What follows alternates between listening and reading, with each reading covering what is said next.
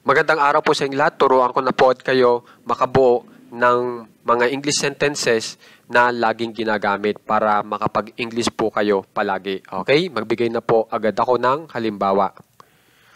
Gagawin ko yan mamaya. Pag in-English po natin yan, ang una nyo pong i-translate sa English na salita ay itong ko bilang I. Sumunod ay itong gagawin bilang will do.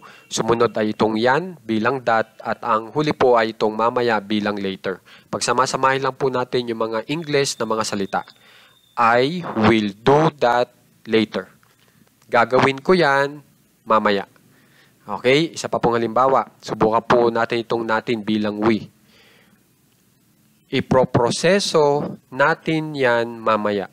Kapag in-English po natin yan, we will process that later.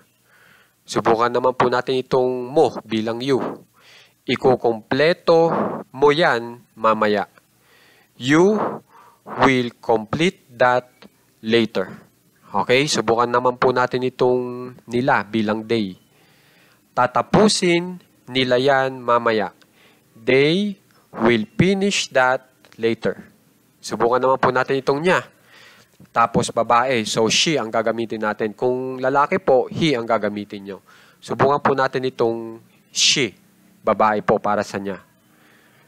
Ikakalkula niya yan mamaya. She will calculate that later. Okay? Subukan naman po natin itong partikular na pangalan, katulad po nitong ni Tom. Okay? Iistimahin ni Tom yan mamaya. Tom will estimate that later.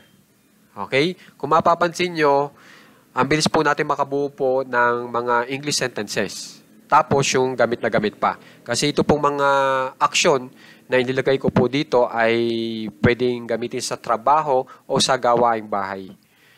Okay?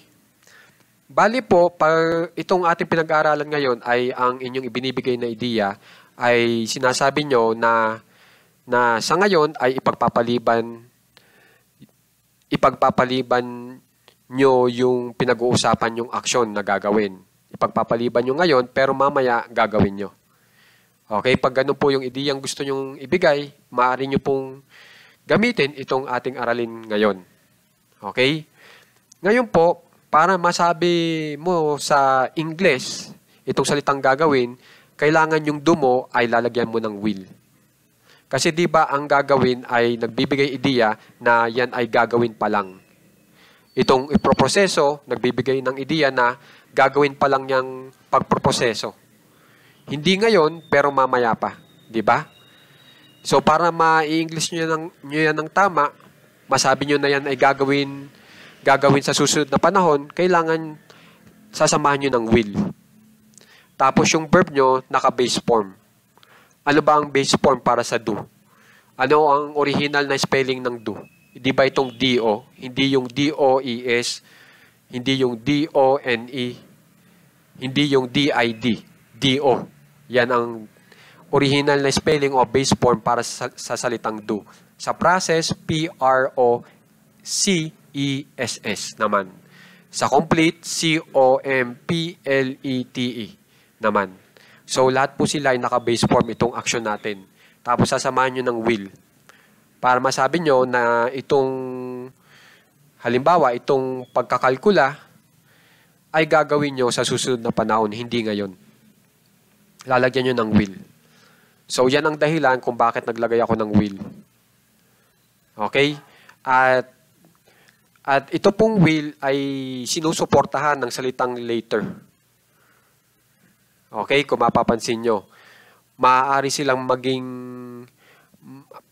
magkakampi, kumbaga, o magka-partner. Kasi itong mamaya ay nagbibigay ng senyalis na gagawin yan sa susunod na panahon. Samantalang itong will, ganun din ang ibinibigay na ideya para masabi na yung aksyon ay gagawin sa susunod na panahon.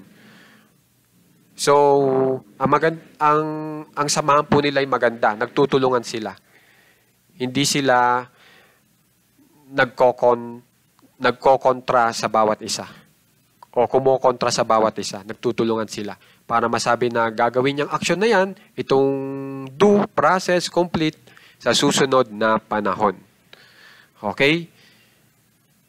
So, sana po, makikitandaan nga pala po dito yung tamang pagkasunod-sunod ng mga salita. Okay? Pag ini-English na natin. Sa Tagalog, ang inuuna po natin ay itong nasa listahan ng gagawin hanggang dito sa lulutuin. Yan yung inuuna natin. Tapos isusunod natin itong nasa pinakataas, yung tao. Tapos isusunod natin itong yan, tapos yung mamaya. Pero pag in-English na po natin, kailangan ng iuna nyo po ay itong may ko hanggang dito sa nitom.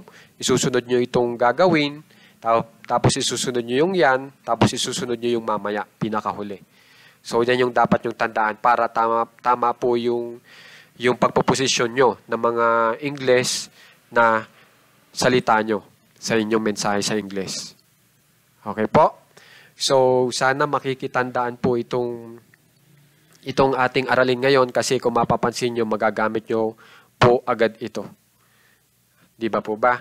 So, kung meron pa po kayong naiisip na ibang action na sa palagay nyo ay babagay naman po dito sa ating aralin, kunyari po yung salitang subukan, di ba?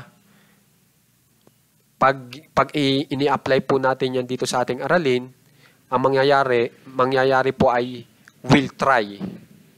Will try. W-I-L-L tapos T-R-Y. Will try. Pag tinagalog po natin yon, susubukan. Okay? Subukan natin. Susubukan ko yan mamaya. Kapag in English po natin yan, I will try that later. Nakabuo na naman po tayong panibagong English sentence. Gamit po itong ating aralin. Okay? Kaya naman po, sana makikipag-aralan, i-practice. Okay? Itong ating aralin kasi ito po ay gamit na gamit.